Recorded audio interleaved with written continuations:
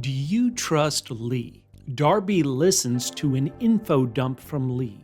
Lee says she's the person who sent the Morse code. Lee says that she is in an abusive relationship. Andy hits her. What broke Lee's spirit was Andy's words, "my son, my boy." Lee plots an escape with Rohan. She's got the fake passport, the wig. It adds up perfectly with what we've seen. But doesn't it feel like there's some missing pieces? Lee says she sent the Morse code. The Morse code brought Darby into a nearly deadly situation. Lee has some odd tattoos we're seeing. It's like she's Bill's twin. Lee is very afraid when Zoomer is trapped in Iceland. But Zoomer goes to school in America? Lee searched through Bill's room looking for something. What? Now, would the show create a character in Lee who would lie about abuse? You wouldn't think so. Would the show make a maniacal billionaire the good guy? You wouldn't think so. But doesn't it feel like they're missing pieces here? Let's solve a murder at the end of the world. Episode 6, Chapter 6, Crime Scene. Darby uncovers the secret retreat within the retreat. In the past, she and Bill come face to face with the Silver Doe Killer. We'll be breaking down each episode for clues, suspects, and red herrings on the hunt to learn who killed Bill, and Rohan, and Sean. Spoilers for the first 6 episodes of A Murder at the End of the World. If you haven't seen the first 6 episodes, pause this video. Go to a neighbor's house and report a body. How you doing, neighbor? Then come back and watch. This week, we're going to have 2 theories at the end of the podcast. One theory we're going to call straightforward. Based on the facts, this is the straightforward solution to this crime. And then another one we're going to call mind-bendy, crazy theory time, cuckoo bananas, how wild can we go? So that's after your feedback, 2 theories in this video. Let's solve a murder at the end of the world. Use the timestamps below to jump to the topic or suspect that you want to hear about and skip past stuff you don't want to hear. For example, if you only like hearing about a murder at the end of the world, skip this next section where I'm going to go to the feedback I got from SDB, who wrote, "If you didn't know, there's another whodunit mystery show coming up on January 16th of next year. It's called Death and Other Details, a new podcast potential, hopefully." So yeah, maybe it is. Let's talk about the podcasts we do. We do 2 types here at PHQ. We do after show podcasts. That's where it's a couple of friends sit around talking about, breaking down the episode we just watched. They tend to be an hour long. They're good for your car ride, your commute, your workout, your walking, the dog. Fun stuff to listen to there. Then we have our Let's Solve series. That's where we break down suspects and clues and try to solve these murder mysteries. Coming up in 2024, we'll have after show coverage of House of the Dragon. That should be in late summer 2024. We'll have Star Wars The Acolyte, also probably in late summer. And then Star Wars Skeleton Crew, that's coming up in November of 2024. On the Let's Solve side, we expect Only Murders in the Building to be back for Season 4 in the late summer. Plus, the sequel to Magpie Murders, Moonflower Murders, should be out in late summer 2024. That one could be tricky for us because we're in the States and we tend to get it later than BBC gives it to people in the UK. But that's currently on the docket. Because so much is focused in late summer and then fall, we do have a hole coming up here in the winter and spring. So some after show possibilities. I've read The 3-Body Problem, and I've read the Carl Hiaasen novel Bad Monkey, so I could do after shows about that. We're hoping that somehow here in the States, we'll get to see Babylon Berlin Season 4. The rest of the world has seen it. We just haven't had a chance. And finally, I do think there's a chance Silo Season 2 could be out in 2024, so we'd want to cover that. But on the Let's Solve side, we need options for the winter and spring. And so if you guys have any, go down on the YouTube comments, tell us if you think this Death and Other Details, which is just starting in a couple of weeks, is good. Let us know. Or, of course, you can always reach out to us on social media. We're at PHQ. That's the word double, single letter P for podcast, HQ for headquarters. We're on Twitter, Instagram, Threads, Facebook.com/PHQ. You can email us hello@doublepmedia.com. Tell us what we should do in our next Let's Solve series. Before we run down the suspects, let's see what episode 6 taught us about the victims. First up, Bill Farrah. Now, in the past, we've seen this before. Bill is really not a fan of breaking into a serial killer's house. Once they're in there though, Bill and Darby, they call out the Silver Doe Killer's victims, and the Silver Doe Killer blows out his own brains. Bill is splattered. He has trouble hearing. He's also completely in shock. And then Darby leaves the blood-covered Bill behind in the basement. Bill finally does get out, and he and Darby are in a bloody bathtub trying to clean themselves off, and they have this very difficult discussion. Darby asks Bill if she looked at the Silver Doe Killer's face. Darby wanted to see his eyes. Bill snaps, "Who cares about him? He's bad programming. Code going over and over. The killer doesn't have meaning, he's just a killer." Darby wakes up, he's ghosted his girl, he left a message for her in the mirror, but he's also left in the dirty, bloody tub his phone and his laptop. Bill is going off the grid. Rohan, he got to Iceland via an off-the-grid boat, and he's going to use that boat, which is off the grid, to help secure Darby and Zoomer away from abusive Andy. Is that why Andy, or whomever killed him, killed him? Sean. What's interesting about everything we're told here in episode 6 is Sean's death and murder, it really doesn't have a place in the story as far as we can tell. She wasn't part of the attempt to get Lee away. Why was Sean killed? Okay, let's look at the suspects now. Let's start off with our heroine, Darby Hart. To get into this subject of the past, Darby mentions that she doesn't normally read this part of her book about destroying the staircase and finding the body. They did find the Silver Doe Killer's wife, Patricia.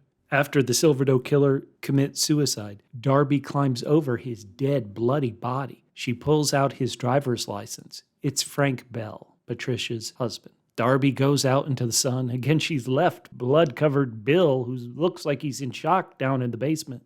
Darby, even after solving it, even after catching the Silver Doe Killer, Darby's obsessed. She wanted to see his eyes. She wonders if he was following her on subreddit. How do you feel about Bill ghosting Darby? Did he have a point, or is that still not the right thing to do when you've gone through such a traumatic experience? Speaking of traumatic experiences, let's jump to the present. Darby gets saved from the pool. It's David and Lee who save her.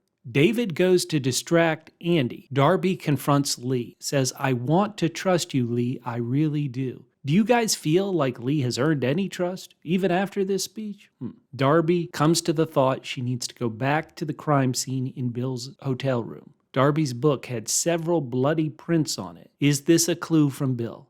After reading from the book, Darby breaks down. Lee comforts her. The killer was the result of faulty programming. That's what they all agree. But there can be no comfort here. Angry Andy has shown up. Andy Ronson. Lee did a test trip away from Andy's electronic eyes to Six Flags with Zoomer, but Andy still knows how to track her, and he tracked her down at her own friend's house. In Lee's telling, Andy is a bit of a metaphorical Silver Doe Killer. The Silver Doe Killer, Frank Bell, killed his wife and buried her in his basement, keeping his wife under the house forever. Andy kind of wants to do the same thing, right? He wants to keep his wife, Lee, and his son, Zoomer, under the hotel forever, down in their crypt sanctuary. For the last week, down in the comments on YouTube, I've kind of been writing that I've been leaning towards Andy being the killer. His bad programming is the programming which is leading to this death. But is Andy the actual person pulling the trigger? Lee Andersen. Lee has told Darby about this horrific marriage and being trapped. And Lee wants to earn Darby's trust. When Darby breaks down after reading the Silver Doe Killer book, Lee is the one who comforts her. Filmmaker Martin has got to be innocent of all charges, right? Where is Martin? He's not in any of these episodes. Oliver in room 9. When we first see Oliver in this episode, he's out of his wheelchair. He's down in the crypt. He's really kind of a killjoy, and at this first part of the episode, I'll be honest, I thought, well, if the killer murders Oliver, it wouldn't be that much of a loss. But then suddenly, out of the blue, Oliver turns catty. Where has this smart aleck been the whole show? Oliver is busting Darby about smelling dead people's shirts. He's mocking that, hey, we're all being killed. This isn't the time to start a book club. Oliver also is a little shady. He's real quick to throw Lui Mei under the bus. Plus, like Zoomer, there's a belief that when Oliver is in his wheelchair, Oliver would be too low for the door cameras to catch on camera. What do you guys think? Has Oliver turned into our comic relief, or is he sinister? Ziba! Maybe she's still out by the fire pit. Who knows? Lui Mei. Again, Oliver threw her under the bus, saying that, she really didn't like Bill. Bill was against her smart cities. It's easy to forget about Lui Mei in this episode. David, the venture capitalist. Hold up, wait a minute. David is on the good guy side? What? He's helping Lee? A couple of episodes ago, Sean told Darby that David believed Lee stole Andy's focus from David. Now that was wrong, Sean was wrong, and David and Lee are on the same team? According to Lee, David had been invited to Bill's room for tea the night Bill was killed. David ends up the episode in a real bad place. He's covered in bruises. Did he get those bruises from Todd? Todd is the muscle. Remember, Todd says, his loyalty is to this family. And this family apparently needs him to throw David around. AI Ray.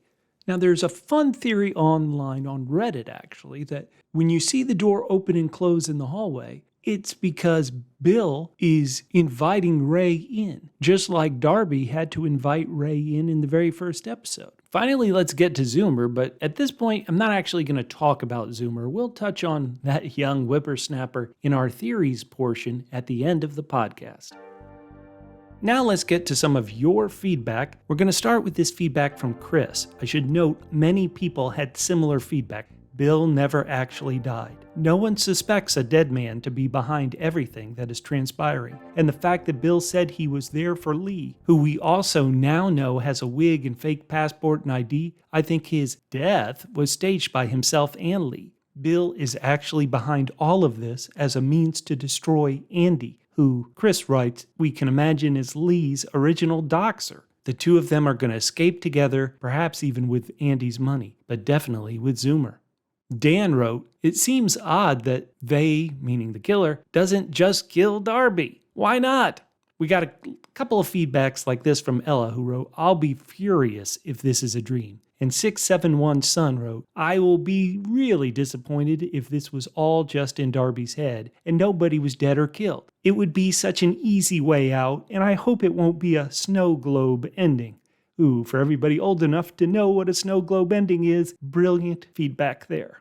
Peggy wrote, to add to the list of programmer in-jokes throughout this show, think of the initials Silver Doe Killer, SDK. It's a programming term for a bundle of programming tools, meaning a software development kit. Isn't that brilliant? Smart point, Peggy. SDK, Silver Doe Killer.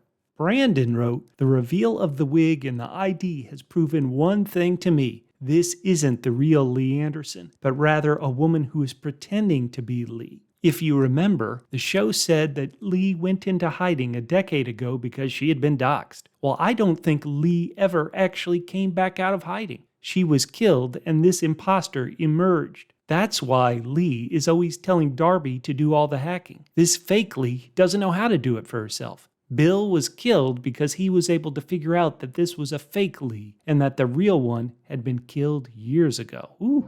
Okay, and now let's move into our theories. And I mentioned we're going to have two, a straightforward theory and a mind-bending theory. I'm going to say that I'm going to lean a bit towards the straightforward theory, and I'm going to use this feedback from Jay Lee to get into it. Jay Lee wrote, Zoomer accidentally killed Bill. He was playing doctor with Bill at dinner and returned to his room later that night to continue playing. That's why he was invisible to the door camera. He's too short. Jay Lee continues, I'm pretty sure the subsequent murders were committed to protect Zoomer, but have no idea who's responsible. I think it's probably a combination of Ray, AI interpreting instructions to protect Zoomer at all costs, literally. Okay, that's Jay Lee's feedback. It's going to tie into the straightforward theory. Now, before we even get to the theory, I have to say I would love for the killer to be AI Ray. But based on what the show has shown us, there has to be a human component. The syringe was in a cabinet that not only required a code, it required a key to be turned. That requires a human. The pacemaker device that killed Rohan, it was connected. That required a human to do it. A human held Darby down in a room. Ray could help, but there's a human involved. So we know a human being has to be helping Ray or working with Ray in some way to commit these murders. Who would that person be? On the very first night, before the big dinner, Bill has tea with Andy and Lee. They're the only three characters who are not at the big dinner table when Darby arrives there.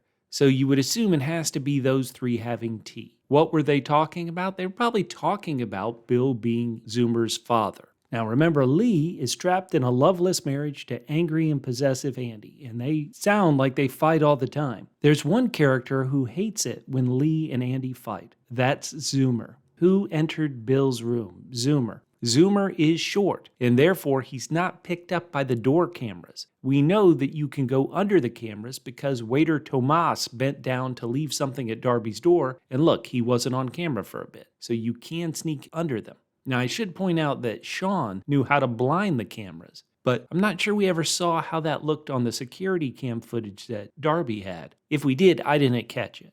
Zoomer comes in, gives a shot to Bill. It's in the wrong arm. Bad Dr. Zoomer. Bill dies. Now, note there are no fingerprints on the syringe, so we have to assume that Andy, or maybe even security guy Todd, wiped it clean of prints because they realized Zoomer did it. Why would Zoomer do it? Think about this. Zoomer hears his parents fighting. Maybe he asks the very literal Ray, how can I stop my parents fighting over this guy Bill? Maybe Ray provides the solution. A very literal solution, this'll take care of Bill. Now, even after Bill's death, the parents are still fighting. The mom is talking about leaving. What could Ray do to help Zoomer's request of, hey, I don't want my mom to leave? He could explain how to kill Rohan to the boy. Why would Sean die? Again, this is the one that doesn't fit. But if Zoomer thought Sean was coming between his dad and his mom, one word to Ray, literal Ray, bye-bye Sean. What in episode 6 would have pointed to Zoomer being the killer? Well, to me, it's the line Bill says about the Silver Doe Killer. The Silver Doe Killer is bad programming, code going over and over. Now remember back in episode 5, Andy claimed he was the software for Zoomer. So Andy is the software, the bad programming. Zoomer is the one getting that programming. Zoomer is the code going over and over. To me, it's almost like talking about how violence can be generational. Here, this violent Andy has programmed his son to be violent. Bill claims the killer doesn't have meaning. He's just a killer. Zoomer isn't doing this for any particular reason. He's just a killer.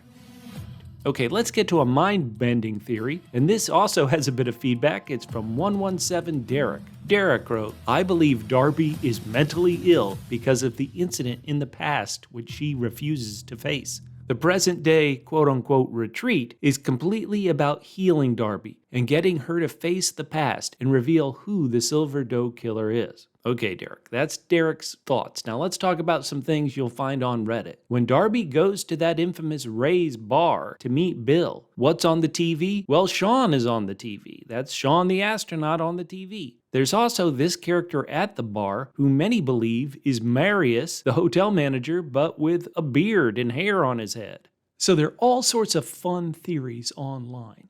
But where I want to go is a classic Agatha Christie trope. The murder didn't happen when you think it happened. We have spent so much time. Hey, Bill died as Darby saw him die, at that exact moment through the window. And at that moment, we know, okay, these people are upstairs playing poker. This is Andy on the bed. This is everything. This is how it is. But remember, we know people's voice can be mimicked. So Bill's voice that Darby heard through the glass, that could have been mimicked. We know there are projections. It's quite easy to see in this futuristic setting that this is a projection of Darby seeing Bill die so that the killer could have an alibi of being somewhere else, whether that's on the bed, whether that's in the bathroom, whether that's upstairs playing poker. Who would that killer be? Odds would say you'd want it to be Andy because it's his hotel. He'd be the one who could fake it. That may seem like it's Andy ending, but what do you guys think? Go down in the comments. I really don't know who did this. I don't know what a satisfying conclusion to this show is, but I want to hear your satisfying conclusion. Next week, we're going to deal with Chapter 7, Retreat. The remaining guests gather and discover the killer among them. One more week, guys. Let's do it. Let's solve a murder at the end of the world.